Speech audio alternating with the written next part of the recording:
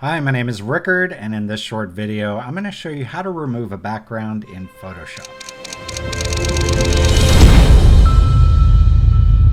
Hi there. Today I'm asking Rickard some of the top questions he gets about Photoshop compositing. I'm Jason. I've worked with Rickard for about 10 years. And today's question is how to remove a background in Photoshop. But as part of that, Rickard, Neil B from your Nucly Facebook group asks, how does he choose stock photos for a project? Browse, search? How long does it take?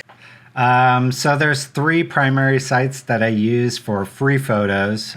Those are Unsplash, which is probably the best in terms of the quality. They do some curation, so there's not a whole bunch of bad images that you have to go through.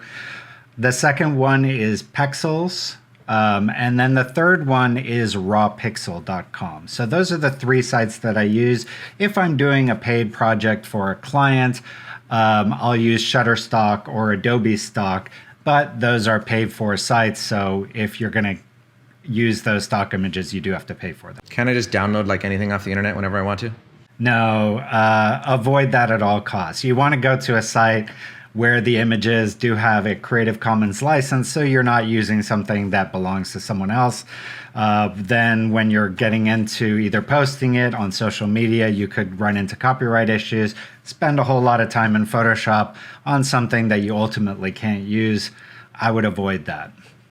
Okay, so let's maybe see it in real life. What we want to do is we want to figure out how to remove a background. How are you even going to go about finding this photo to remove the background from? All right, well, let's jump into Unsplash.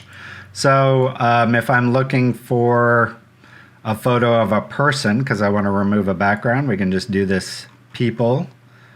And let's find one. Oh, this one's interesting. Now, real fast, why were you skipping some of those top ones? They were all good photos. Because I'm looking for one where the person is distinguished from the background, meaning there is a person and then there's a background. I'm also looking for one where the person is contained in the frame. Some of these are totally fine, but I want one where the person is more contained in the frame. So like this one would be good. But I like this one. So in some regard, you're making your life easier right off the bat by picking the right photo. Okay, so like if this is the one, I'm going to download that. Pretty simple. So that's Unsplash, and then the download button is right on the bottom. You click it, and it's downloaded it instantly. Instantly, yep. Now I can just take this and drag it right into Photoshop. And there you go. I don't like her eyes, actually. So in this case, I'm going to pick a different photo. And how long do you spend, like, finding a photo? Will you spend a bunch of time doing this, or do you just pick the third photo you see like you just did just now? It depends. It really depends. If I'm doing a composite where I have something very specific in mind, I'll spend more time looking for a photo. If I'm trying to show a specific technique in a tutorial like we're doing here, I'm going to grab pretty much the first one that I think I can use well in showing the technique I'm trying to show. This is the same model, but we don't have those weird eyes of the last one. So let's go ahead and remove this background. The first thing I want to do is select any of my selection tools here, and that's going to give me select and mask. I can click on that, and then here I can go select subject. And you can see Photoshop's done a really good job of... Okay, Rickard, that was like magic. Can you just show that again really fast? So we're going to go into select and mask, and then just click on select subject, and voila. You can see it's done 90% of the selection work for us. We do have a missing spot here, and we can just clean that up now. We can go in here. I know the problem I'm gonna run into is if I select this, it's gonna also select this. So in that case, what I might do is use this lasso tool and so when you're in the selection module, there's a set of tools over there that you can just go grab it's kind of like a little subset of Photoshop, huh? Yes, it's basically the most common Photoshop tools that you use for selecting are represented here. So this would be equivalent to the quick selection tool. This would be the equivalent to brushing on your mask. And this is similar to select subject, but you can kind of predefine what area Photoshop should look for your subject in, and then you've got the lasso tool. That's awesome. And then just to be clear, and for everybody out there, I use a lot of Photoshop. I might have selected that background orange, blurry background ones. What was your thought process on that?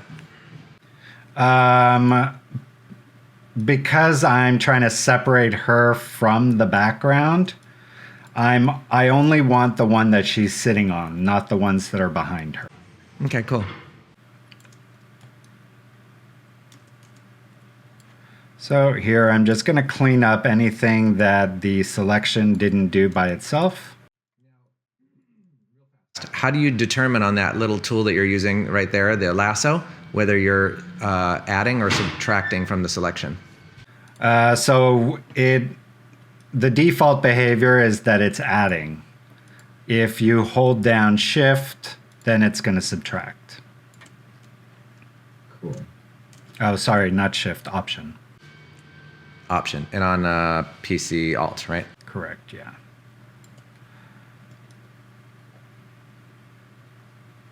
So you're using the lasso, you're holding down Alt, you select the stuff you want to unselect. Yeah. So something like this, the lasso tool is not going to do as well. So for that, I might use the brush. And the reason I prefer brush in some instances over the lasso is with the brush, I can also control feathering, just like I can in Photoshop. Whereas with the lasso, you cannot control feathering. You can't even anti-alias. So in that regard, the brush tool will be better in quite a few scenarios. So here, I don't want this to be super sharp, so I'm going to use the brush here. Okay, and you missed a little, so what do you do there? That's going to be probably highlight on her hair because her scalp cannot go into her head there. So I'm going to leave that as is. I'm going to keep that in. I guess the other point on that too is it doesn't totally matter right now if it's perfect in here because we'll see it on a background. If it's a light background, that will look good. If it's a dark background, that'll look bad. Correct. Although I do try to get it as good as I can in here. But you're right. Once we pull it into Photoshop, we'll have a mask and we can always manipulate that mask afterwards. But I think this looks pretty good. One thing is this edge detection. It used to work really well in Photoshop, but they changed it. And now it kind of gives this edge effect that's really bizarre. You see where it makes these very obvious steps. So I tend to not use this anymore, whereas it used to be something I used every single time. Until they get that fixed, which I hope they do soon, I tend to avoid doing this. And if I do it, I zoom right in on those edges. And as I adjust this, make sure it's not creating that step effect. And if it does, just avoid using the tool. All right, now we're going to hit OK. It's going to make a selection. Then I can just take my background, copy it so I have my original, and then just click on the mask. And now you can see I have the background removed. And then from there, I can put in my own background. Cool. And then did you already have like a background in mind that you want to do for her? What were you thinking? No, but let's see. I have, these are my grunge layers, which you can find on Nucly. Maybe we'll just take this and kind of create a portrait background. And so you just have all these in your libraries? These are all in my libraries. I can grab any one that I want here. Kind of like this because it has some of the colors in there. It's got that orange and it's got that gray. So let's drop that in there. I'm going to put it behind her like this. And now I need to create proper depth here. So what I might do is add another layer, go onto my gradient, go on radial gradient, change my background to white. Just kind of create a background light behind her. Maybe double that up. Nice. So essentially, if the background is really flat, it doesn't feel right. So you add light or darkness to separate? Yes, exactly. And then I might also just fade this in so that we don't have that obvious clip at the bottom. Something like that. And then I would probably also add more vignetting around this. So I could do that with maybe an elliptical marquee like this. This is a trick I love that I recently discovered is make a curves layer, make your curves layer much darker, and then go to the mask in your properties, invert it, and then just add a huge feather to it. That was really fast. You might have to show us again. Okay, so start by making a marquee. Circular oval. Yeah. Then go down here to adjustment layers, add a curves adjustment layer, make it darker. And then go to the curve mask properties, invert the mask, and then add a whole bunch of feathering to it. So about 500 pixels. Oh, nice. Now the beauty of this is I can do Command T, and it's actually transforming my original circle. Right, so all that is it's a layer mask on curves, and you're darkening the outer edges with a big feather. Yes. That way, yeah, you can move it wherever you want. I can now I can move it exactly wherever I want. So I might do something like that. And then this, because this is far behind her, she really should not be less in focus than this. So what I'm going to do is take that layer and just add a little blur to it.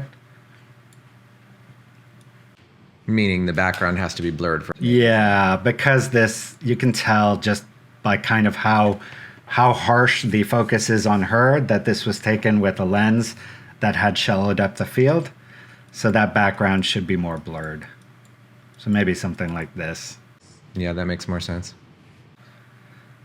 And then What about those weird, like what would you do about those weird edges where it fades oddly into the ground down there? here, Yeah.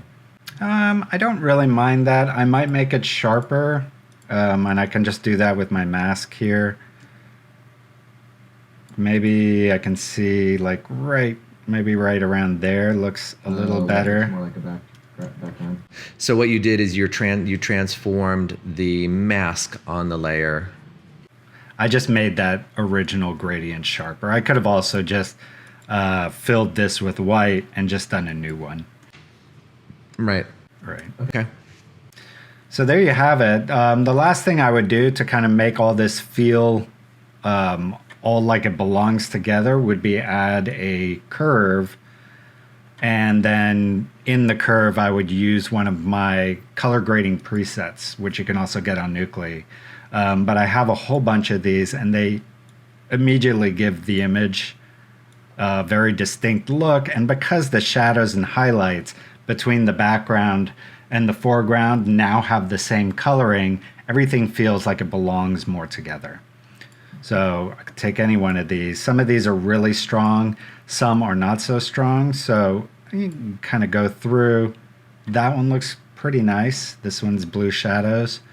And that'll just make everything feel like it belongs together. Right, because our brains are thinking, okay, if the background and the foreground are separate, they must be different things. But when you unify them all, your brain says, oh, it was taken at the same time, basically. Cool. Now, we don't have to show them all because we're running out of time, but real fast, are there any other techniques that people need to learn when they're cutting out backgrounds? The only other one is there's obviously many methods in Photoshop to make a selection. I could probably name just 10 off the top of my head, and any one of those you can use to cut a subject out of a background. But the one I showed here is the one that I use 95% of the time, and it is absolutely the fastest way. The other thing you should know is once you have this, and if you want to make a correction, you have a mask here. And the mask is creating the transparency of the layer, meaning it's saying what is showing and what is not showing. So if I hold Shift and click on this mask, you'll see everything is actually still there, the entire image. And with this mask, I can go and just using a normal brush, my brush, and either a black or white brush, I can go in here and paint out what I don't want. So for example here, or by switching my color. You're painting black on the mask, which makes part of the image disappear. Yes, so black makes it disappear, white makes it appear. So now if I have my white brush, I could go in here and if I wanted to paint in some more of that detail that maybe I don't want gone. And the other thing you can do is, because you already have the original here, you can also turn these layers off and see, okay, where do I need to paint in or paint out some of that information. Cool. By the way, one other thing I noticed, when you zoomed way in, there's a bunch of noise on her. Do you tend to add noise to those backgrounds to match? Yeah, so that is something I do. Like if my original photo has a bunch of film grain or grain, I'll add a layer at the very top and add some grain. So to do that, I'm just going to take a layer, fill it with 50% gray, which means this needs to be 0, 0, 50. Put this on overlay, and then go up to filter, noise, add noise. I usually use monochromatic noise and Gaussian, and 5 is enough. If you want more, you can always add more. But pretty much anything after like 30 is way too much. So I would keep it pretty low. And then if you want to reduce it even more, because you can see as I zoom in here, it's pretty strong. Now, question for you. Could you throw that behind her? I wouldn't. You want the same grain kind of spanning her and the background. So just add a little blur to that, like this. And even if it is double graining her, that's going to look better to the eye than trying to match the two grains. It's that same unification principle we were just talking about. Yes, exactly. Okay, cool. And I know a bunch of that was not probably on our question list, but thank you. It's super helpful. Okay, so another question we got on the Facebook group was Bonnie C asked, when doing composites using stock images with different light sources, I struggle with that, making them unified and with the shadows too. Can he talk about that? What do you do about shadows and stuff? So that, I could do a whole tutorial on that, but the primary thing is look at the shadows that are in your image. So in this, for example, it is a cloudy day. There aren't very sharp shadows, but you can see some ambient shadows being thrown here, some ambient shadows from her feet. So it looks like it's probably a cloudy day. So the cloud cover is the light source. For that, what I might do is make a copy of her like this, just fill that with black, use a transform, and then kind of... So you selected her, you made a new layer, you filled it with black, you did Command T to transform, you're holding Command, or I guess Control on a PC to reshape it, perspective it, right? Mm-hmm.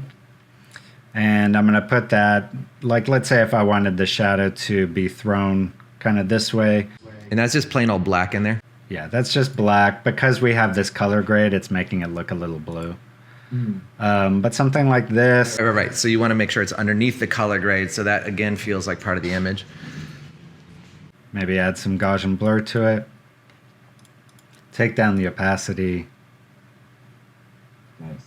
And when you're taking down the opacity, look at other shadow areas in the image, right? So you can kind of tell the shadow in here, how dark this should be relative to that shadow. So right now it's too dark. So probably around there kind of feels more correct to that in terms of how much it is. And then in this case, the shadow shouldn't be on this. So we might just use a quick select here, select out the orange part here, and then hold down Option so the mask erases, and then erase that from there so that the shadow's just here. And also a shadow... Could have pulled it underneath her, right? Yeah, could have done that as well. And then on this mask, what I'll usually do is, because as the shadow goes away from your subject, it's going to be less strong. Mm-hmm. So just with a black gradient, linear gradient, I might go from there toward the base of the shadow. So it gets less strong the farther away it gets. Super interesting. Okay, that was not technically part of it. But thank you. Okay, so before we go, I have two little things. I wanted to give a shout out to Wendy C on the Nucly group. She said, quote, "I've taken a ton of courses over the years to keep my abilities up to date, and I have been disappointed more often than not. Rickard's courses are top of the line and easy to follow. Thank him for me." So I actually wanted to tell you that Wendy said thanks. You're welcome, Wendy, and I really appreciate the feedback. Okay, so what's a good course for beginners on Nucly right now? So one course that I think is great for someone who wants to get into Photoshop compositing is called Photoshop Secrets. We do 3 projects in there, each one very different. And they give you the basics of compositing, the basics of selection, color grading, and so forth, and also how to use textures and overlays to create things in an image that were never there to begin with. Usually that course sells for $27, but right now I'm actually giving it away for free in the hopes that people get interested in Photoshop compositing and then take some of my more advanced courses. Sweet. Does that come with like free goodies and tools and all that? Yes. So for all 3 projects, you get the textures, the overlays, the lens flares, the lighting, like all the things that you need, as well as the original images. I think it's close to 50 assets that you get with the course in order to do those projects and that you can use in any of your own projects. Thanks everybody for listening. That was Rickard. That was how to remove backgrounds. Let us know your questions. We want to answer these as much as we can. And then obviously, follow, like, all that kind of fun stuff that we're supposed to say. And then we'll keep making content for you guys. All right. Thanks, Jason.